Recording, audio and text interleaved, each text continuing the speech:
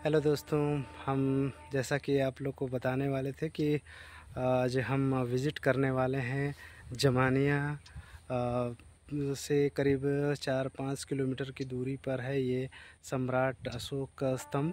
और अब तक तो आप लोग स्कंदगुप्त का जो आप लोग देखे होंगे सैदपुर भित्री में, उससे काफ़ी यहाँ पे रोचक इकोसिस्टम यहाँ पे देखने को मिल सकता है।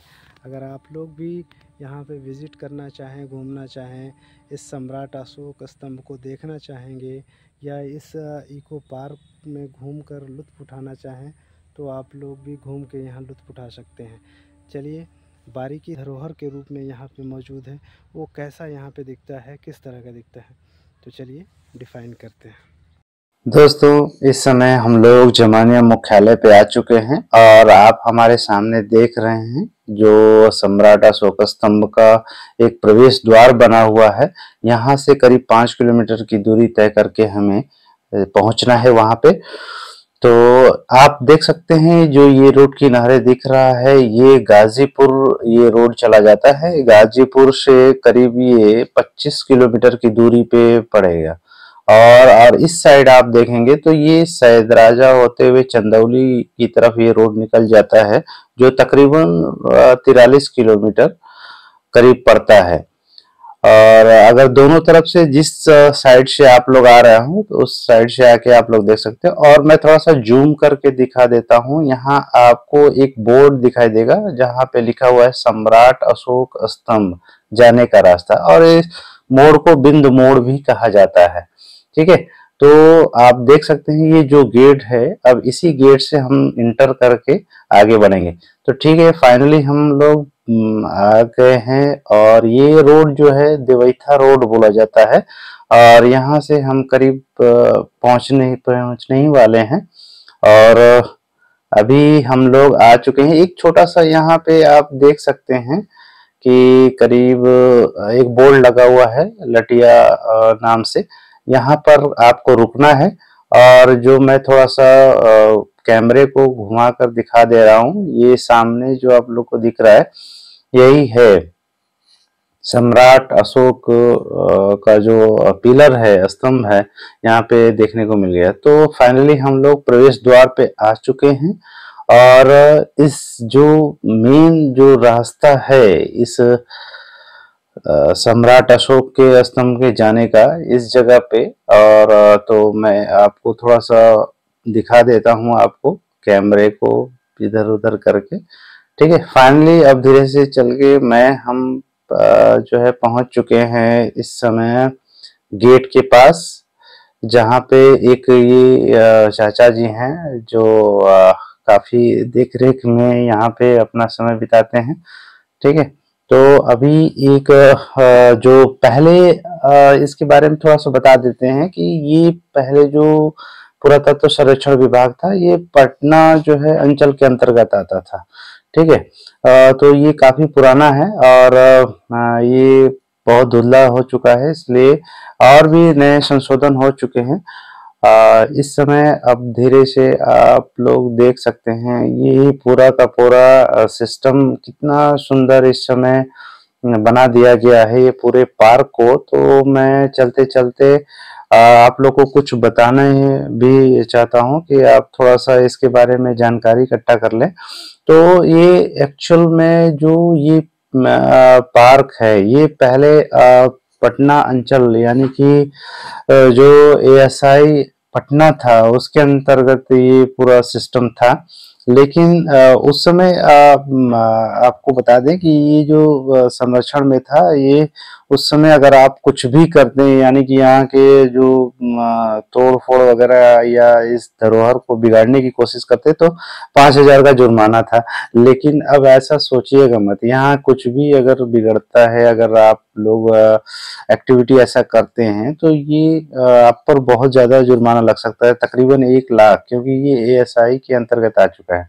फाइनली हम लोग इस समय पहुंच चुके हैं पिलर के पास। जो सम्राट अशोक स्तंभ है, ये जो पिलर है ये आप देख सकते हैं। ये पिलर पूरी तरह से चारों तरफ पत्थरों से जड़ा हुआ है। चारों तरफ से इसे ऐसा फिट किया गया है कि ये पूरी तरह से ये पिलर कहीं भी कितना हो तेज हवा आए या कुछ भी आए ये हिल नहीं सकता।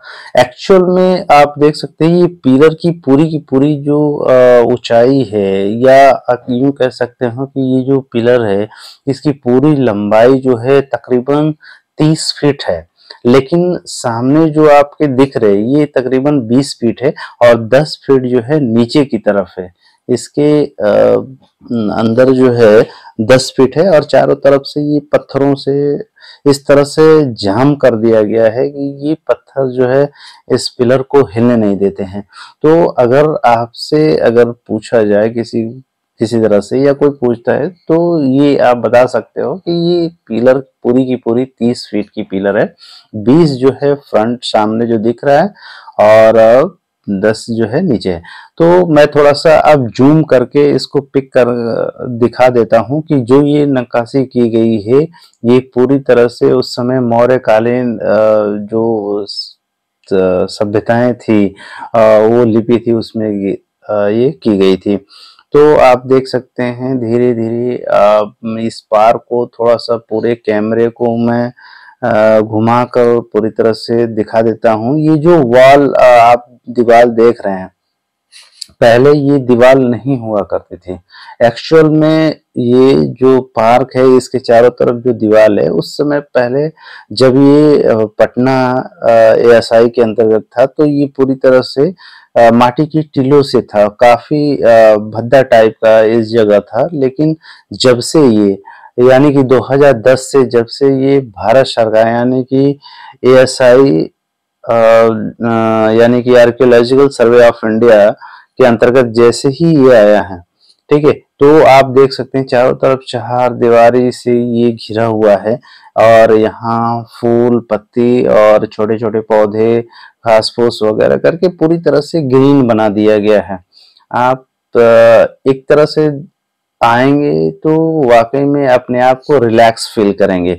तो मैं थोड़ा सा पार्क में चलते चलते आपको इसी तरह से कुछ बताते भी रहता हूँ और दिखाते भी रह रहा हूँ कि किस तरह से ये पार्क में खूबसूरती है और आप यहाँ के एटमॉस्फेयर यहाँ के इकोसिस्टम से जुड़ के और यहाँ पे आकर लुत्फ उठाकर अपने आप को तरोताजा महसूस करा सकते हैं। सो बेसिकली हम पूरे पार्क को आपको दिखा रहे हैं और इस चीज को देखते भी रहिए और साथ में लुत्फ भी उठाते रहिए कि जो ये सम्राट अशोक का स्तंभ है ये एक्चुअल में ये जीत के प्रतीक के रूप में दर्शाया गया है कि जगह जगह जहाँ भी उन्होंने फतह किया यानी कि वो जीता तो उस जगह पे आपने अपने स्तंभ को बनाए रखा। तो ये एक्चुअल में ये जो पार्क है ये जो पिलर है मौजूद है ये लटिया गांव ये जो जगह है ये लटिया गांव पड़ता है और ये दवैथा रोड पे है। जमानिया से करीब 5 किलोमीटर अंदर आना पड़ेगा। यानी कि अगर टोटल हम सिटी की बात करें यानी कि गाजीपुर सिटी से बात करें तो तकरीबन 30 किलोमीटर पड़ जाएगा। सामने मेरे एक छोटा सा गार्डन टाइप का दिख रहा है चारों तरफ से। तो मैं बताना एक चीज भूल गया कि जो वो पिलर था उसके ऊपरी जो टोपी थी वो टूट चुकी थी और उसको उसी गोल गुंबद में जो बनाया गया है पार्क बैठने के लिए वहीं पे उसको स्थापित किया गया है। ठीक है, तो अब इस पार्क में मैं धीरे धीरे बेसिकली सभी चीजें तो दिखा ही चुका हूँ लेकिन मुझे कुछ नया बोर्ड दिखा है, नोटिस बोर्ड। मैं उसको थोड़ा सा और करीब जाकर आप लोग को दिखा देता हूँ कि एक्चुअल में उस बोर्ड पे लिखा क्या है। क्योंकि अब तक तो जो मैं स्टार्टिंग में गेट के पास से एंट्री किया था तो पुराने बोर्ड को ही दिखाया था लेकिन यहाँ पे कुछ नया बोर्ड देखने को मिल रहा है। तो देखिए एक्चुअली जो मैं अभी जिक्र कर रहा था कि ये भारत सरकार के अंतर्गत आ चुका है यानी कि ASI archaeological survey of India के अंतर्गत आ चुका है, वो यहाँ पे दिया गया है कि अगर कोई भी क्षति पहुंचाने की कोशिश कर रहा है तो तकरीबन 1 लाख रुपए तक का जुर्माना और कारावास भी हो सकता है। तो आप पूरी तरह से अलर्ट होके आइएगा, कोई इस तरह की बयानबाजी वगैरह ये सब कुछ तोड़फोड़ मत करिएगा, नहीं तो 1 लाख देना पड़ सकता है। तो आइए और इस पार्क में घूमकर पूरी तरह से लुत्फ उठाइए। फिर मिलते हैं नए वीडियो के साथ, और तब तक के लिए एंजॉय करिए और साथ बने रहिए। नमस्कार।